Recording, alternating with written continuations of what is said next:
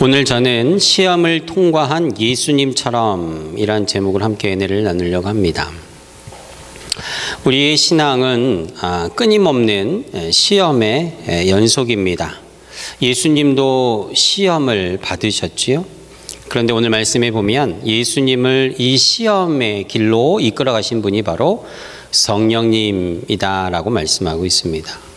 성령님께서, 하나님께서 우리를 좋은 곳으로, 푸른 초장으로, 쉴만한 물가로만 인도하시는 것이 아니라 때때로 우리를 원하지 않는 고난의 광야의 시험의 장소로 이끌어 가신다라는 이 말씀을 보면서 우리는 무엇보다도 마음의 위로를 받습니다. 예수님께서도 시험 받으셨다. 예수님께서도 나와 같이 고난 받으셨다. 그러나 그것은 마귀가 이끌어간 것이 아니라 성령님께서 그렇게 하셨다라는 이 말씀을 보면서 시험장에 가신 예수님께서 어떻게 그것을 치르시고 그것을 통과하시고 승리하셨는가 오늘 말씀을 통해서 살펴보려고 합니다.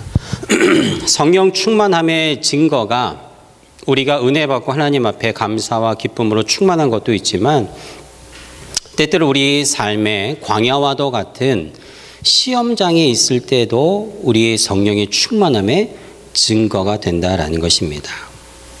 이것은 영적으로 성장하기 위한 하나님의 축복입니다. 훈련입니다. 여기서 우리는 성장에 초점을 맞추죠. 여기서 성장이라는 것은 키가 자라는 것처럼 성장한다라는 의미도 있겠지만 그것보다도 다음 스텝으로 넘어간다라는 의미가 있습니다. 오늘 시험 받으신 예수님이 바로 여기에 해당이 되겠지요. 광야에서 마귀의 시험을 받으신 예수님은 이 시험을 통과한 후에 본격적으로 이 땅에서 하나님의 일을, 사역을 시작하기 때문입니다. 하지만 시험을 통과한 예수님의 모습에서 우리는 더 깊은 메시지를 발견하게 됩니다. 그것은 바로 예수님이 얼마나 하나님을 신뢰하셨는가, 아버지를 얼마나 신뢰했는가, 오늘 이것을 살펴보려고 하는 것입니다. 우리 신앙의 핵심 바로 여기에 있습니다. 2025년 내가 지금까지 하나님을 믿고 신뢰하면서 살아왔는데 올해 얼마나 더 깊이 내가 믿는 하나님을 신뢰할 것인가, 오늘 그 이야기를 하려고 하는 것입니다. 철학자 케이르 케고르는 어린 시절을 떠올리면서 이렇게 이야기합니다. 한 번은 아버지와 함께 수영장에 갔는데 수영을 하지 못했던 이 아이는 아빠에게 이렇게 이야기합니다. 아빠, 수영하는 나를 한번 보세요 하면서 멋지게 수영하는 모습을 아빠에게 보여주면서 자랑하는 거예요. 그런데 아빠가 이렇게 유심히 봤더니 그 아이가 멋지게 수영하는 것처럼 보였지만 그 아이의 발은 땅바닥을 딛고 있었다라는 것입니다. 바닥에 발을 디디고 수영하는 척만 했던 것이지요. 이 이야기를 하면서 케고르가 이렇게 얘기합니다.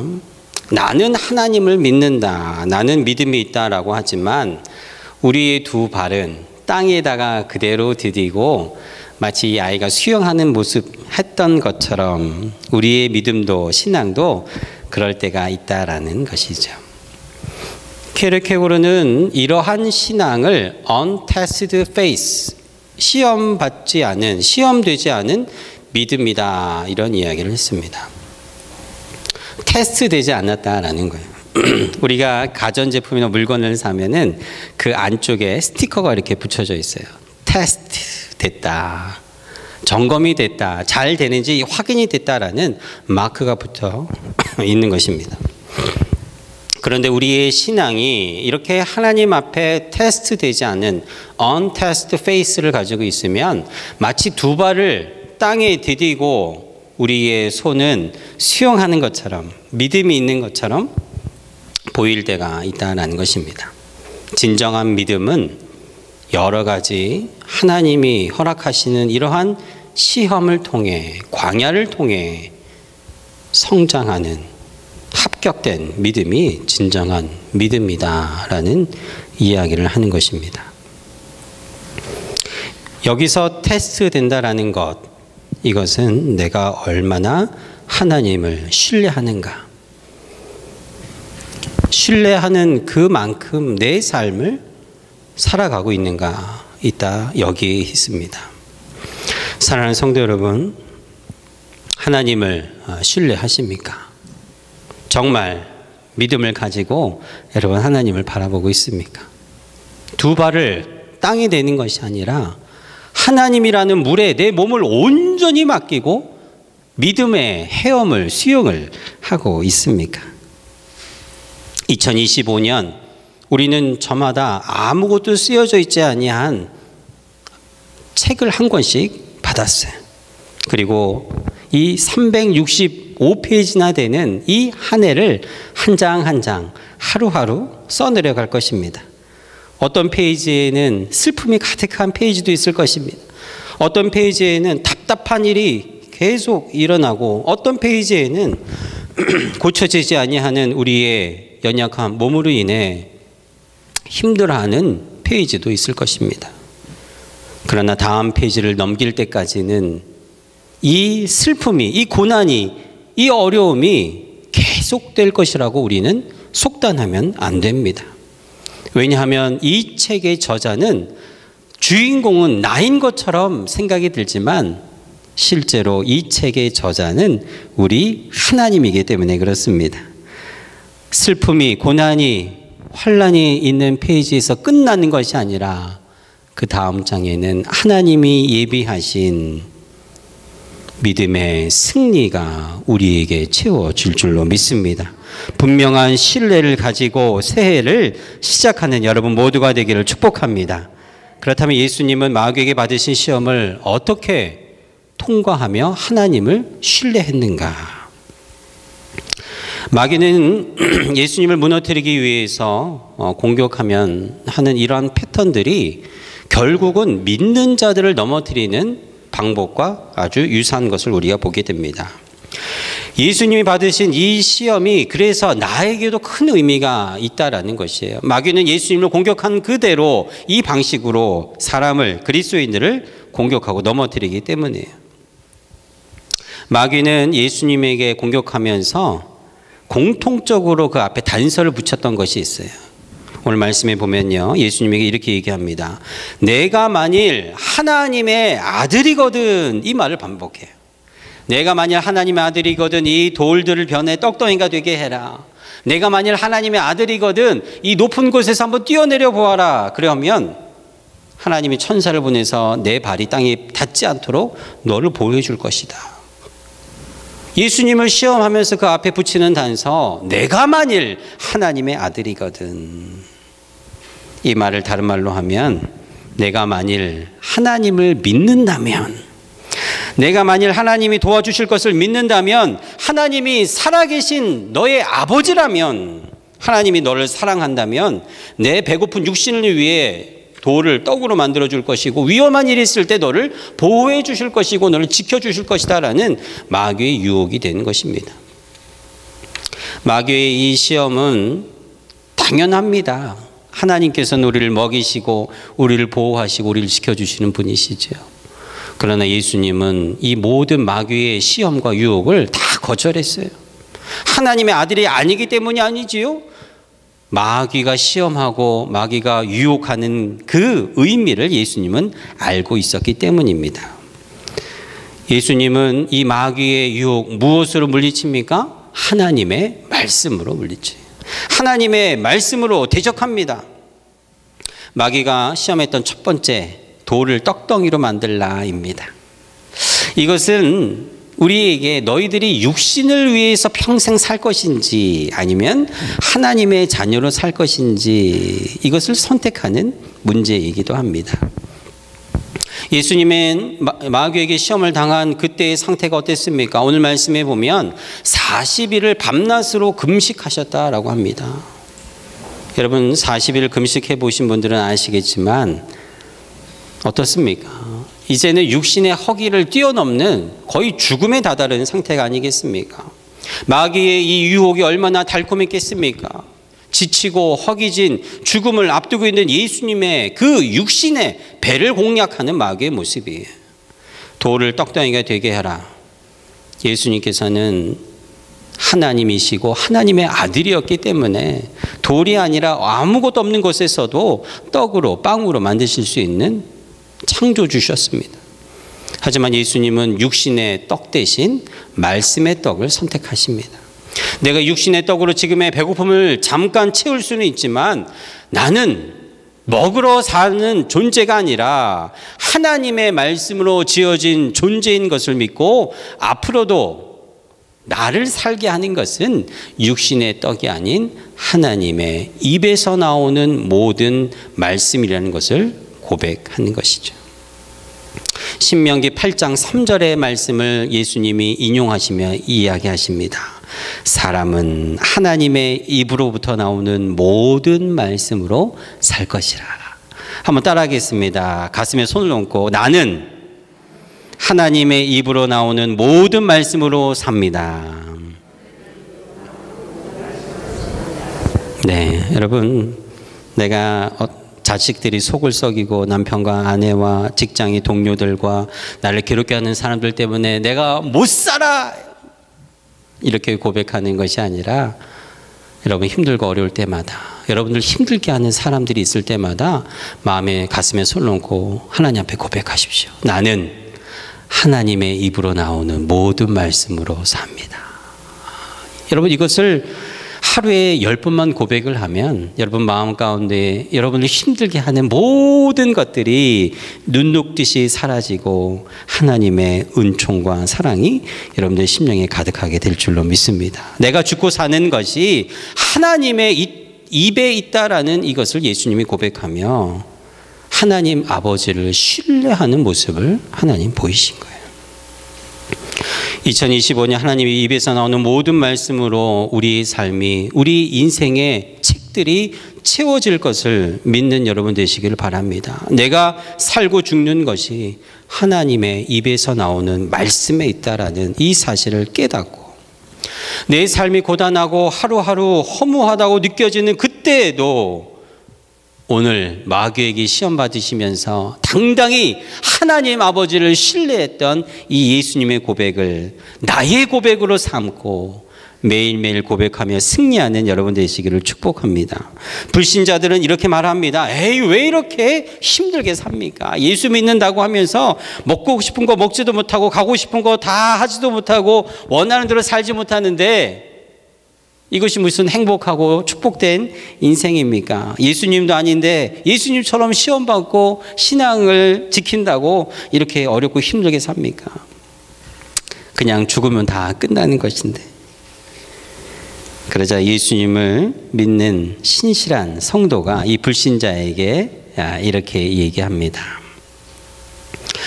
사냥꾼이 사냥을 하는데 사슴 2마리가 있습니다. 근데 사슴 1마리는 이미 화살에 맞아 죽었고 한 사슴은 다리에 화살을 맞고 피를 흘리면서 도망가고 있습니다. 이 사냥꾼은 어떤 사슴을 차지하려고 할까요?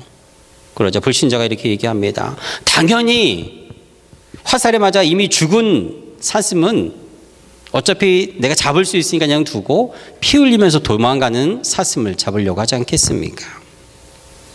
그렇습니다. 마귀는 이미 영혼이 잠들어 죽어있는 사람은 어차피 그의 수중에 있기 때문에 시험 받을 일도 고난도 광야도 필요 없습니다. 그냥 내버려 두면 어차피 내 수하에 들어와 있는 이 영혼이기 때문에 두고 예수 믿는다고 열심히 인생을 처절하게 살아가는 그리스도인들을 자신의 수하에 놓으라고 온갖 방법을 다하고 시험과 고난을 오늘 예수님이 당하신 것처럼 주려고 하지 않겠습니까? 육신의 삶이 전부인 것처럼 여기는 사람들은 예수 믿고 시험 받는 것보다 차라리 안 믿고 시험도 받지 않고 편안하게 사는 게 낫겠다고 얘기하지만 믿는 자들은 예수님과 같이 시험이 환난이 온다 해도 그것을 극복하고 뛰어넘어 축복의 기회로 여기고 다음 스텝으로 성장하는 하나님의 은혜로 여기며 살아간다라는 사실을 이야기하는 것입니다.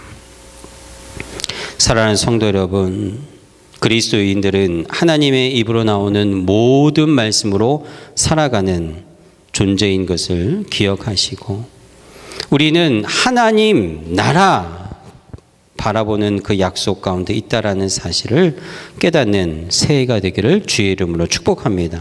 두 번째로 마귀는 이렇게 유혹합니다. 내가 만일 하나님의 아들이거든 이 높은 곳에서 뛰어내려라. 천사들이 너의 발을 부딪히지 않게 할 것이다. 안전할 것이다. 이때도 예수님은 마귀의 유혹을 거절합니다. 그리고 하나님을 신뢰하며 이렇게 이야기하죠. 출애굽기 17장에 이스라엘 백성들이 광야에서 하나님을 의심했던 것을 예수님은 떠오르시면서 마귀를 대적합니다. 주 너의 하나님을 시험하지 말라. 출애굽기 17장에 어떤 이야기가 있습니까? 광야에서 물이 없어서 목마름 가운데 허덕이는 이스라엘 백성들은 물이 없는 것 때문에 목말라 곧 죽게 되었다라는 것 때문에 하나님을 원망하고 모세를 원망했어요. 불평했습니다. 하나님이 살아 계시다면, 하나님이 우리를 사랑하신다면 왜 우리에게 물을 안 주시는가 말이에요. 모세를 돌로 쳐 죽이려까지 했습니다. 이때 모세가 지팡이로 반석을 치니 물이 나왔지요. 그리고 그 물이 나온 그곳의 이름을 마사라고 했습니다. 마사의 뜻이 뭡니까? 하나님과 다투었다라는 뜻이에요. 그리고 말씀이 이렇게 기록되어 있습니다. 하나님이 계신가 안 계신가 그들이 시험하고 다퉜다. 여러분, 오늘 마귀가 예수님을 두 번째로 시험하고 있는 높은 곳에서 뛰어내려라. 하나님이 너를 보호할 것이다. 이 유혹은 출애굽기 17장에 이스라엘 백성들이 하나님이 계시다면 당연히 나를 보호하신다라는, 나에게 물을 주시고 내 목마름 갈증을 해소시켜 주실 분이다라는 이 그들의 생각, 그러나 그것이 이루어지지 않자 하나님은 계신가 계시지 않은가 불평과 원망과 모세를 쳐 죽이려고 하는 이들의 폭력 가운데 하나님께서 말씀하신 것입니다. 여러분, 2025년 하나님 앞에 기도하고 하나님 앞에 바라는 것들 우리 마음에 있습니다. 그러나 내가 원하고 바라고 기도하는 대로 되지 않는다고 하나님은 안 계신 것일까요? 그렇지 않다라는 것입니다. 하나님이 내가 원하는 것, 기도하는 것이 이루어지지 않는다 할지라도 하나님은 계시고 나를 사랑하신다라는 확신, 오늘 예수님이 오늘 마귀에게 보여줬던 두 번째 시험에 대한 대답인 것입니다. 마귀는 예수님에게 이렇게 얘기합니다. 40일 금식한 너를 왜 하나님은 먹이지 않냐 하고, 하나님의 아들인 너를 왜 위험한 곳에서 지켜주지 않고, 독을 마셔도 안전하다고 했는데 왜 나는 작은 음식 하나 먹고 배탈이 나고 질병으로 이렇게 오랜 시간 허덕이고 고통당한, 하나님이 정말 존재합니까? 하나님 정말 살아있습니까? 하나님 나의 아버지가 맞습니까? 하나님을 의심하라라는 메시지를 마귀가 예수님에게 주는 것입니다. 하지만 예수님은 끝까지 하나님을 신뢰하고 마귀의 시험에 들지 않았지요. 지금 내 상황과 처지가 마치 하나님이 날 도와주시지 않는 것처럼 여겨져도 여전히 예수님은 하나님을 신뢰하며 마음에 깊이 하나님을 바라고 있습니다. 하나님의 깊은 뜻이 있을 거야. 하나님의 깊은 뜻이 있을 거예요. 나는 하나님의 깊은 뜻을 몰라도 하나님은 무엇인가 하나님의 뜻이 있을 거예요. 여러분, 우리 자녀들이 부모의 마음을 언제 기쁘게 합니까? 부모의 깊은 속마음을 헤아려 줄 때 우리 자녀들이 자랐다라고 여기지 않겠습니까? 아브라함이 그의 아들 이삭을 바치라고 했을 때 아브라함은 하나님의 뜻을 알지 못했습니다. 100세에 얻은 이 귀한 아들을 왜 하나님은 도대체 바치라고 하는 것일까? 아브라함은 하나님 앞에 묻지 않았어요. 왜? 묻지 않았습니다. 그런데 더 놀라운 것은 그의 아들 이삭도 아버지에게 왜? 묻지 않았습니다. 순종했지요. 말씀대로 내 상황과 환경은 풀리지 않아도, 원하는 대로 이루어지지 않아도 아브라함과 이삭이 말씀을 쫓아 나아갔던 것처럼 오늘 예수님께서는 마귀에게 주 너의 하나님을 시험하지 말라 말씀으로 대적하고 깊은 하나님의 뜻 가운데, 신뢰 가운데 여전히 하나님은 나를 지키고 보호하시는 좋으신 하나님이라는 믿음을 붙들고 승리하신 것입니다. 세 번째, 예수님께서 받으신 시험은 천하 만국의 영광을 보여주고 마귀에게 절하라라는 것입니다. 그렇게 하면 내가 이 모든 영광을 너에게 주겠다. 근데 이 말씀을 보면 참 웃긴 막입니다. 그 자기가 주겠다고 하는 이 모든 천하 만국이 누구의 것입니까? 하나님의 것이. 우리 예수님 겁니다. 이미 예수님 건데 자기에게 절하면 이것을 주겠다라는 것이. 거짓의 아비 마귀이지요. 2025년 마귀는 올해도 여김없이 끊임없이 우리를 속일 것입니다. 여러분들을 속일 것입니다. 하나님이 아닌 이 세상에 눈에 보이는 것을 쫓아가는 많은 성도들을 유혹할 것입니다. 나를 쫓아오면, 눈에 보이는 즐거움을 쫓아오면, 눈에 보기에 값진 것을 너희가 가지려고 다가가면 하나님을 버리고 나를 따라오면 이것을 주겠다라고 우리를 유혹할 것입니다. 그러나 여러분, 이 거짓에 넘어가면 안 돼요. 우리 눈에 모든 것 하나님 것입니다. 하나님이 만드신 것입니다. 하나님이 우리에게 이미 주신 것입니다. 마귀는 빼앗고 우리를 넘어뜨리려고 우는 사자와 같이 찾아다니지만 예수님께서 오늘 우리에게 어떻게 말씀으로 마귀를 대적하는지 보여줍니다. 신명기 6장 13절 말씀이지요. 주 너의 하나님께 경배하고 다만 그를 섬기라. 2025년 여러분 오직 주님만 경배하기를 축복합니다. 주님만 섬기기를 축복합니다. 사람이 아닌, 물질이 아닌 오직 하나님만 영광 위에 살아가는 여러분 되시기를 축복합니다. 이렇게 오늘 예수님께서는 마귀의 시험을 받으면서 끝까지 하나님을 신뢰하는 이 모습을 우리에게 보여줘요. 예수님은 기적이 일어나지 않는 곳에서도 하나님 아버지를 신뢰하는 모습을 우리에게 시험받는 것을 통해서 가르쳐 주신 것입니다. 세 번의 시험이 끝나고 마귀는 쫓겨나가고 천사가 예수님을 수종드는 것으로 광야의 시험이 마무리됩니다. 하지만 예수님의 시험은 마귀의 시험으로 끝나지 않았습니다. 우리도 예수님을 시험하는 장면이 말씀에 나와요. 마태복음 27장 40절에 보면요, 예수님께서 십자가에 달려 돌아가시고 있는 그때 지나가던 사람들, 저희와 같은 사람들이 예수님을 마귀와 같이 시험합니다. 뭐라고 시험합니까? 똑같습니다. 성전을 헐고 사흘에 짓는 자여, 내가 만일 하나님의 아들이거든 자기를 구원하고 십자가에서 내려오라.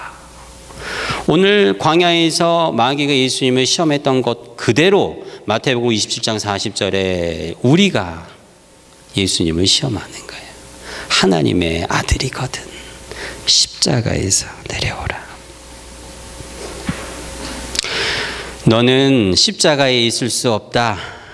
왜냐하면 하나님이 계시다면, 하나님이 너를 사랑한다면, 내가 만약 하나님의 아들이라면 십자가에서 죽는 것은 결코 일어날 수 없다. 당장 내려오라. 하지만 예수님은 끝까지 하나님 아버지를 신뢰하고 십자가에서 죽기까지 하나님을 신뢰하는 모습을 우리에게 보여주는 것이죠. 2025년 우리는 저마다 크고 작은 십자가를 지고 예수님을 따라갈 것입니다.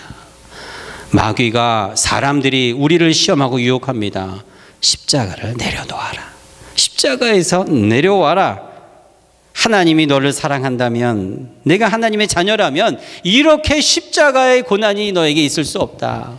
우리를 유혹할 것입니다.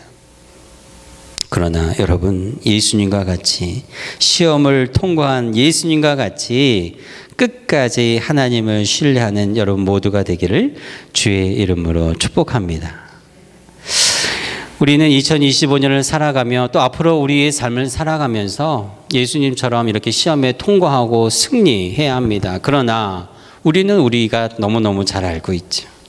예수님처럼 그렇게 시험에 통과하고 승리하고 싶지만 때때로 우리는 하나님의 말씀 대신 떡을 선택하면서 살아왔습니다. 우리의 욕심 때문에, 불신앙 때문에, 하나님을 향한 신뢰의 연약함 때문에 우리의 삶에 불안하고 불만족스럽고 풀리지 아니하는 어려움을 만나면 하나님을 의심하고 하나님이 정말 나를 사랑하시는가 의심하며 살아왔습니다.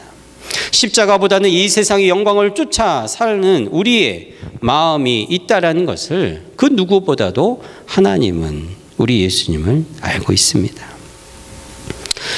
하지만 예수님은 그럼에도 불구하고 우리가 말씀을 붙들고 예수님처럼 넘어져도 다시 일어나고 시험에 떨어져도 다시 시험 보는 하나님의 자녀가 되기를 원하시는 거예요.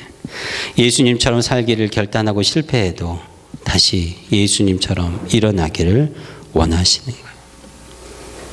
우리가 예수님을 바라보고 예수님을 끝까지 신뢰하는 그 마음을 가지고 있으면 하나님은 우리를 사랑하시고 불쌍히 여겨 주실 것입니다.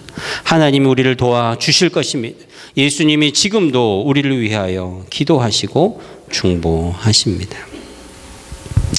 호프만 목사님, 여러분 잘 알고 있는 찬송가 337장을 만드신 분입니다. 내 모든 시험 무거운 짐을. 이 찬송을 쓰게 된 계기가 있었어요. 목사님이 어느 날 신방을 하는데 한 여인의 신방 요청을 받고 갔습니다. 근데 이 여인은 너무너무 슬프고 어렵고 힘든 상황에 목사님에게 자신의 삶을 하소연하고 기도를 요청했어요. 목사님, 저는 어떻게 하면 이 불행한 삶에서 일어날 수 있을까요? 아무 희망이 없습니다. 아무 소망이 없습니다. 아무 기쁨도 감사도 내 모든 신앙을 다 잊어버렸습니다. 이때 호프만 목사님이 여인의 이야기를 듣고 이렇게 이야기합니다. 그래도 예수님께 고해야 합니다.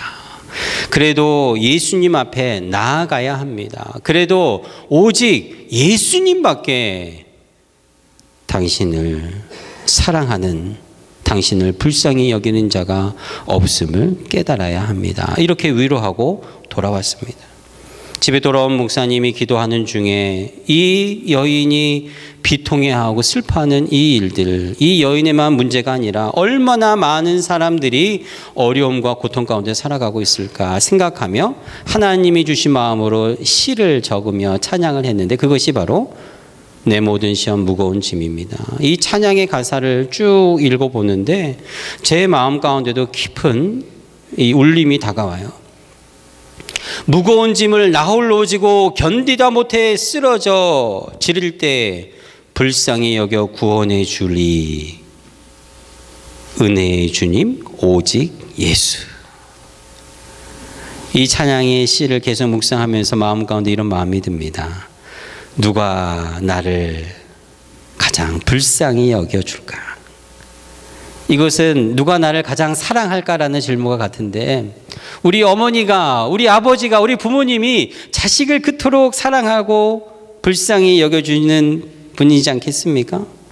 그런데 우리 어머니보다도 나를 더 불쌍히 여겨주시는 분은 바로 우리 예수님이다라는 사실을 깨닫는 거예요.